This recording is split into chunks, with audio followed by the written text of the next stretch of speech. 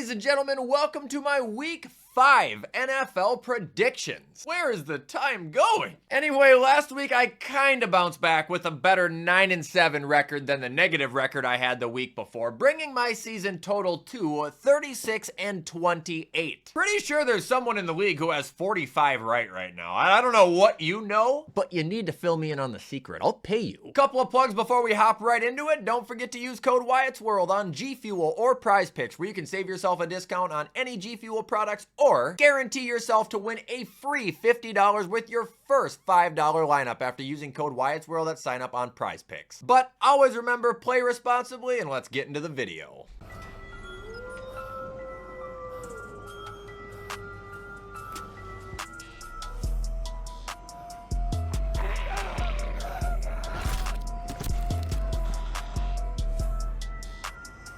All right, so starting off with Thursday Night Football, we've got the Tampa Bay Buccaneers at the Atlanta Falcons, and this is a tough start. It'll be a good game, but it's a hard pick. Now, while Kirk Cousins has looked, a little bit more like himself in recent weeks, he still hasn't looked incredible on Atlanta, and Bijan Robinson, like I've mentioned, he's wonderful to the eyes, but he doesn't really produce. On top of both of those, Kyle Pitts is just looking lousy if you go back and watch his tapes, almost like the guy has just given up on himself in a way, which I don't know why he would do that right now. But all things considered, this is at home. Atlanta does play well at home. I think they can win this game, but the question is, will they win this game? And my answer is, sadly, I don't think they do. I see a slow start for Tampa, but eventually Baker is gonna connect with Mike on a deep rocket that puts him ahead. And that'll allow Bucky and Rashad to just plow down the field to the end of the game. I think Tampa's gonna win this 21-14. Sorry, Atlanta, I hope you prove me wrong.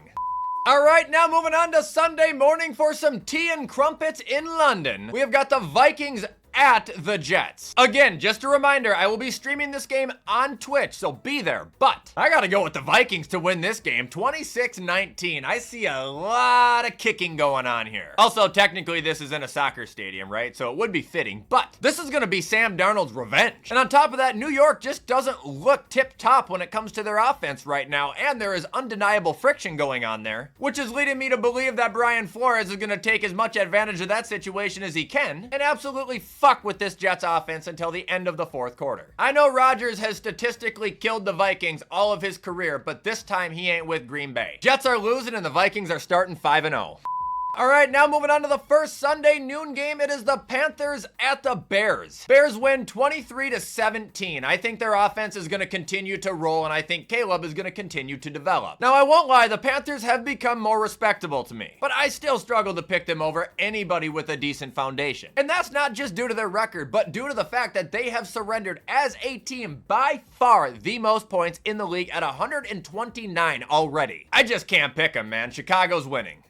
And now moving on, we have the Ravens at the Bengals. Look, I don't want to believe the Bengals will start 1-4, but I owe it to the Ravens to pick them. I've picked against them the last 2 weeks, and they've proven me dead wrong. They kicked Dallas's ass for 3/4 of the game. Now, they did almost choke it, but they got out with the win, and then they mutilated Buffalo for 4 quarters last week. They've been playing good football. Lamar's been playing good. Henry's been playing good. At this point, it would just be downright hating for me to not pick them. In Cincinnati, if this is true and you guys do lose this game, you better sound the fucking alarm.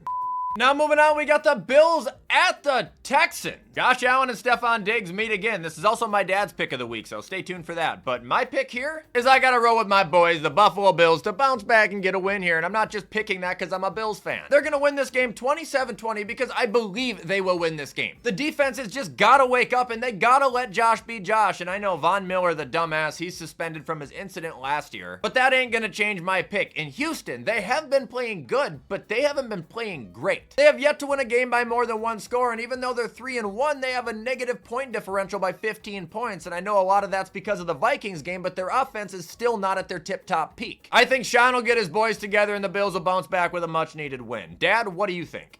Hi, all you Wyatt's World junkies. It's Wyatt's dad, also known as the Fossil, back for another pick. I have to run up north to my parents' home, and believe it or not, they're still alive, so you think I'm a fossil. They're really fossil. So I'm doing this Monday night. I can't comment on the result of the Detroit-Seattle game yet, other than to say right now Detroit is pounding Seattle, as I predicted. So we'll see how that comes out. I'll remind you next week. I'm going to do a quick pick for this week. I'm going to pick the Buffalo Buffalo-Houston game. Buffalo going into Houston after they just got trashed. Houston played the Vikings, did not look very well. The games they've won have been tough games for them. That offensive line of theirs, I think, is pathetic. I think the Bills go into this game and they get themselves right. They take care of business, and I like Buffalo in this game, 28-24. You Wyatt World's junkies, have a good week. We'll see you next time. All right, moving on to the next game, we have the Colts at the Jags. I actually got Jacksonville getting their first win of the season here, 21-20. Colts are a little banged up. JT's questionable. Anthony Richardson's questionable. I mean, it would only benefit the Colts, I think, if he didn't play right now. But the Colts have also not won a game in Jacksonville since 2014. Like, it's fucking wild. I'm taking Jacksonville to win this game in an absolute shit show. That'll bring us to the Dolphins at the Patriots. I will take the Patriots, I guess. I don't know what to do here. This is a gross-ass game. Matter of fact, this is the ass game of the week. This is the toilet bowl. I just feel like Miami has absolutely no offense right now. None. They're going to need to figure out how to get the ball aired out consistently if they want a chance, and I just don't see them doing it out of nowhere. I'm taking the Pats 20-10.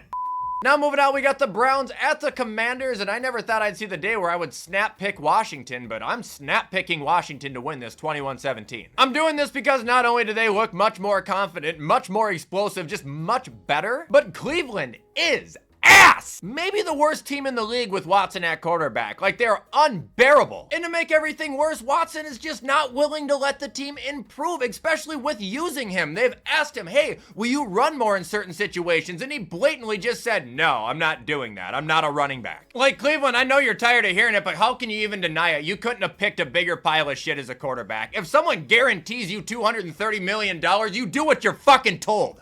Now moving on, we have the Raiders at the Broncos, and shockingly, I'm gonna pick Denver here. For one, it's sounding like Devontae Adams ain't gonna be playing for the Raiders because he pretty much told them he wants to be traded yesterday, and they might just sit him now to avoid him getting hurt so they can get something in return for it. On top of that, I just don't think the Raiders would beat the Broncos the way it is because the Broncos defense has been playing tough. Broncos are on a current win streak. The Broncos have not lost a game by more than one score. I'm not sure how in the hell they're gonna throw up points, but I gotta believe this team can be coached to a 17-7 victory over the Raiders. This is another game, by the way, that I'd rather put toothpicks in my eyeballs than watch. However, I'm sure I'll get a few glances of it on Red Zone when they have absolutely nothing else to show.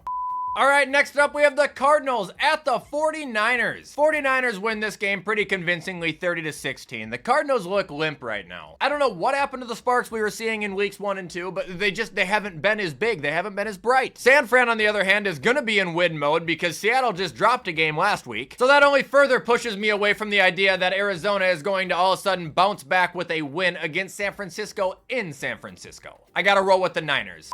Now moving on, we got the Packers at the Rams. Packers should win this game with ease, man. Puka Nacua is going to be out another month or so, and Kupp is expected to be out for at least another 2 weeks. Like, without a real offensive threat on the Rams, I don't see them winning this game. I don't even really see them competing. Assuming Jordan Love is going to start again, the Packers are going to win this game 27-13. If he for some reason sits and Malik Willis plays, Packers are going to win 24-13. Big whoop. Moving on to the next game, we have the Giants at Seattle, and I'm going to pick the Seahawks to win this 27-24. Seattle, your offense is undeniable. I think you guys have more talent than the Giants. This game is at home, which favors you. Therefore, I think you're going to walk out with the win. But when it comes to the Giants, do not fucking sleep on them. Especially if Malik Neighbors is playing, which there's a chance he is going to play. I know he's in concussion protocol, but if he passes, he will be eligible to play. And with him, the Giants have proven they can drive, they can score, they can be consistent. It's just, without Neighbors, well, we don't know what they look like. And if they're anything like they were last year, you guys are going to blow them out of the fucking water. But his status as of now, up in the air. Either way, I think Seattle will win this game. It's just by how much, depending on who's playing. All right, now we're on to Sunday Night Football, where we've got the Cowboys at the Steelers. I think Dallas is going to win this 28-20. If Dallas can limit Justin Fields' mobility, they will win this game. I think George Pickens is going to be busy trying to get open in that secondary. And if Dallas can even remotely replicate the run defense they put together last week versus the Giants, they will shut down the Steelers. In Pittsburgh, please don't sit here and think that I'm calling you guys a bunch of frauds, because I promise you I'm not. But much like I've basically said since the start of the season, I don't believe in your offense. And that'll finally bring us to Monday Night Football, where we've got the Saints at the Chiefs. Unfortunately, sadly, I've got Kansas City winning 24-17. Like I've said, man, Kansas City hasn't been playing that good, but lately, neither have the Saints. On top of that, Arrowhead is really hard to play on, and it's just really unbelievable for me to think a team that's dropped back-to-back games is gonna go in there and just turn shit around. If New Orleans wants to prove me wrong, it's gonna have to be through the air that they win this game. The Chiefs have been pretty damn good against the run. That also worries me because Kamara is such a big part of New Orleans offense. If the Saints want to pleasantly surprise America, Chris Olave and Rashid Shaheed are gonna have generational performances. And that is going to be all for my Week 5 NFL predictions, everybody. Sorry if this video was a little bit quicker than my usual predictions, but I got to get moving today, so it is what it is. If you guys did enjoy this video and you want to show support, please do it. You guys already know I appreciate any and all help. However, in the meantime, I'm going to get this edited so you guys can watch it on time. I hope you have a fantastic rest of your day. Have a great rest of your week, and as always, I will see you in the next video.